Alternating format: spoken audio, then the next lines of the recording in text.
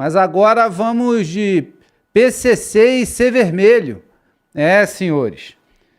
Mudança de status de PCC e C vermelho para terroristas levam empresas a vasculhar conexões para evitar punição. Empresas brasileiras passaram a reavaliar parcerias e cadeias de negócio após a mudança de status do PCC e do C vermelho pelos Estados Unidos, que classificaram as facções como organizações terroristas mundiais.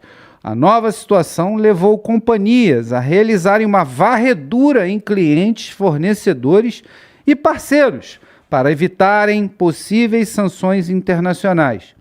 Setores como energia, logística, construção, financeiro e varejo estão entre os mais monitorados devido ao maior risco de exposição. Especialistas afirmam que a legislação dos Estados Unidos permite punições mesmo sem provas de intenção, aumentando a pressão sobre o compliance corporativo no país. Senhores, para quem pensou, que as empresas iam correr ou ficar com medo, como certo pessoal, principalmente a bancada do governo disse, o movimento está sendo justamente ao contrário. As empresas querem tirar essas pessoas o mais rápido possível dos seus contatos e, se possível, apagar todos os WhatsApp, porque vem mecha por aí. As sanções não precisam de provas de intenções. Você está ligado, você fez alguma transação com um narcoterrorista, você está junto do balaio. Então, pelo amor de Deus, vamos saber o que vai acontecer nesse país se isso for levado a sério, que deve ser levado muito a sério, e como serão as retaliações, porque as empresas já estão dando um passo à frente e revendo todas as suas conexões para saberem se tem algum cliente envolvido com essas organizações. Mas vou perguntar aqui para o Carcará o que ele acha dessa atitude das empresas em verificar logo as conexões antes das sanções. Carcará. Camarada Júlio, eu vou falar a frase que está rolando no meio político. O pré-candidato Flávio Bolsonaro fez mais em 1 minuto de reunião do que o Lula e a Dilma com 6 mandatos, quase 40 anos de PT. E o cara é pré-candidato, foi lá, voltou, resolveu um problema que já faz quase meio século e ninguém faz porra nenhuma. Isso que é a realidade disso, a discussão toda é isso aí. E foi hoje ou foi ontem que o Ciro Gomes falou o seguinte, o pré-candidato a governador aqui do Ceará, o Ciro Gomes, ele falou, camarada, quem não deve não teme. Quem vai pegar para quem tem envolvimento com narcotráfico? Quem não está lavando o dinheiro do tráfico está preocupado com o quê? Que agonia é essa de políticos do Brasil e de até autoridades policiais? Não, que isso não pode, Tem delegado aí envolvido com crime organizado? Tem desembargador, juiz, ministro, senadores? Não tem nada de errado nisso aí, não. São 60 milhões, Júlio, de brasileiros no domínio do narcoterror. Narcoterror econômico. Isso é soberania para o Lula e para esses bandos de vagabundo aí de esquerda aí. Aí o Flávio Bolsonaro foi lá, meu amigo, quadra esse pessoal todinho, tudo que o mundo já fez. Não, que isso não pode, Cara, ficou tão feio, ficou um negócio tão ridículo, e mais ridículo ainda é agora os bancos, vamos se coçar, tá? Acabou a mamata. Tecnicamente é isso que os bancos estão fazendo. Sabia que o dinheiro era da vagabundagem, agora sabe que vai pegar, porque o dinheiro é igual urânio, tu rastreia ele, que ele deixa a marca em tudo que é lugar. Senhores, vamos botar a barba de molho. A partir de agora, vamos ver de onde é que esse dinheiro vem. Antes não precisava não, estava todo mundo cego, mudo, surdo e maluquinho. Agora a consciência voltou. E o culpado é o Trump e o Flávio Bolsonaro, porque acabou com a vagabundagem financeira. E o Ciro, como o Ciro falou, meu amigo, se tu não é bandido do PCC, de narcotraficante, tu lava dinheiro, tu tá preocupado com o quê? Se o teu banco faz tudo certinho, por que tu tá preocupado com sanção, multa ou qualquer outra punição? Não tem que ter medo não, pô. Você tem que vibrar. Porque o banco que está do lado ali fazendo merda, o fluxo vai vir para o teu banco, que sempre foi honesto. Existe esse banco no Brasil? Existe? Isso que eu quero saber. Então, Júlio, vou repetir o que está em tudo que é lugar. O Flávio Bolsonaro, um pré-candidato, com única visita, resolveu o que em 50 ninguém fez porra não para fazer. Essa que é a realidade, é isso que a esquerda não está conseguindo engolir. Isso aí, meu amigo. Muito bom, Carcará. Vivemos mais um capítulo dessa novela interminável chamado Forcaro, INSS, Lulinha e afins, né? Banco Master e afins. Mas vamos perguntar também a opinião do comandante Vilas Boas sobre esse caso, que mostra aí as empresas agora se resguardando com medo das retaliações que virão dos Estados Unidos da América. Comandante Vilas Boas. Júlio, aconteceu que todo mundo tinha medo, né? Todo mundo que estava envolvido, que tinha rabo preso, como o Carcará falou, a conta está chegando, né? A água está batendo perto ali das nádegas, para não dizer uma palavra mais jocosa. Isso era o esperado. Então, o que a gente repercute nessa notícia é que justamente o departamento dessas políticas ISD progressista aí, né? Mas os departamentos de governança dessas grandes empresas de vários segmentos estão agora botando as suas barbas de molho. Justamente que a gente consegue perceber aqui uma que são os dois principais pilares dessa designação como terrorista feita pelo governo dos Estados Unidos.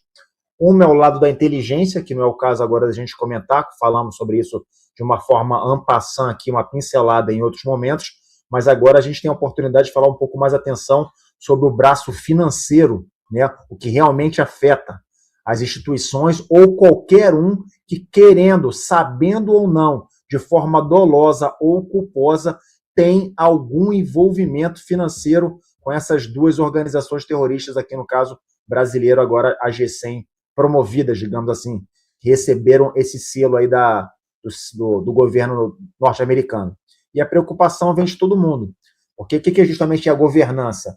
As empresas agora estão fazendo uma averiguação intensa para saber se você tem cliente, se você tem fornecedores, se você tem prestadores de serviço em primeira derivada, segunda camada, terceira camada, não sei lá até que camada, que de alguma forma ou outra tem alguma vinculação com essas duas organizações.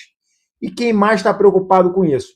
Óbvio, os bancos, né? Porque se faziam de ouvido de mercador, aquela expressão que a gente conhece bastante, se faziam de moco, achando que eu não tenho nada a ver com isso não, eu sou isentão, eu estou em cima do muro, eu só tenho aqui meus cofres e o meu sistema financeiro, que pode servir para qualquer um, seja para a facção criminosa, seja para o trabalhador que recebe o salário mínimo, seja para o empresário que trabalha todo dia pagando uma carga de 40%, 50% de imposto todo dia, mas eu estou isentão, não tem nada a ver com isso não. E aí, meu filho, a conta chegou, porque agora vocês vão ter que responder. E não são só os bancos. Todo mundo que tem conluio, principalmente, que eram as principais vertentes de operação desse sistema criminoso no Brasil. Distribuidora de combustível, distribuidora de gás, as imobiliárias que vendiam mansões de milhares e milhões de reais e que diziam que não tinham nada a ver, porque não sei com quem estou lidando, eu não sei quem é o Marcola, não tem nada a ver com isso, dona Deolane, eu não sei de nada não, o meu negócio aqui é vender e ganhar minha comissão. O mundo acabou, vai cair e vai cair feroz. E um outro setor, Júlio, que também está preocupadíssimo nessa questão, é justamente o setor da música. Aquele mesmo setor, essas grandes operadores aí que gostam de tocar proibidão, funk, hip hop, nada contra o estilo musical, por mais que eu não goste, mas que sempre namoraram com o sistema criminoso. Porque agora, patrocínio musical, direitos autorais, patrocínio para show, todo e qualquer envolvimento em todas as camadas vai ser alvo de escrutínio norte-americano. Não podemos afirmar que será, mas está agora aberto o leque de ataque financeiro de averiguar com o olho de lupa todos os envolvimentos das empresas. E é não só daqui não, é daqui, dos Estados Unidos, do mundo inteiro, que de uma forma ou outra passaram R$1, R$2, R$1 milhão ou US$ 3 milhões pelas mãos da lavagem de dinheiro dessas duas organizações.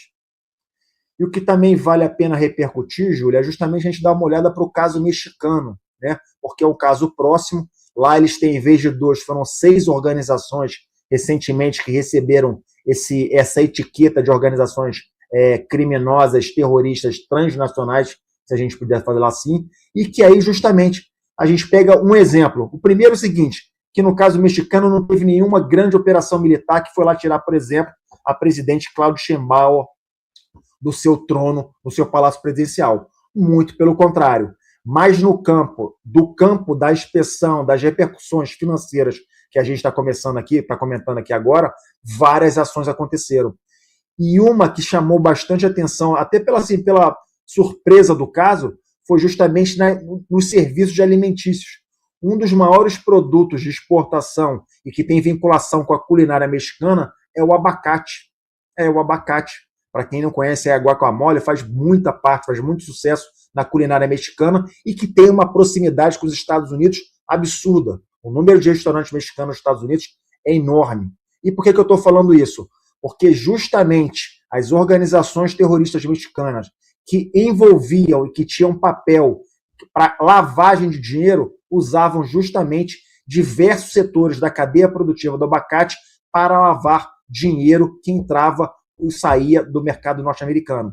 E todas as empresas, ou pelo menos boa parte delas, norte-americanas, que compravam, que eram clientes, fornecedores, que tinham dessas empresas que vendiam esse produto do abacate, que era ligado às organizações terroristas, tiveram, de uma maneira ou outra, boa parte dos seus ativos tiveram que ser respondidos lá na Bacia das Almas, justamente para explicar por que essas empresas compravam esse produto que era sabidamente fazia parte da lavagem de dinheiro das organizações terroristas mexicanas. Ou seja, isso dá para ter uma conotação que as entranhas, os braços, os tentáculos da perseguição e da capacidade de análise financeira do crimes transnacionais, dos quais agora o Comando Vermelho e o PCC passaram a fazer parte, vão dar uma tônica disso tudo que vai servir para quê? Para justamente se combater o fluxo do dinheiro.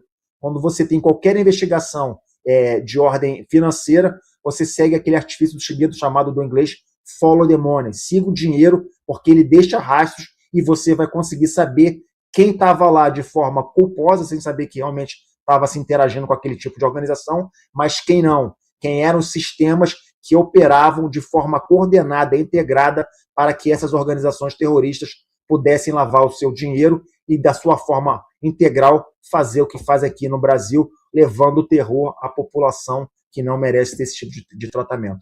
É isso, Júlio.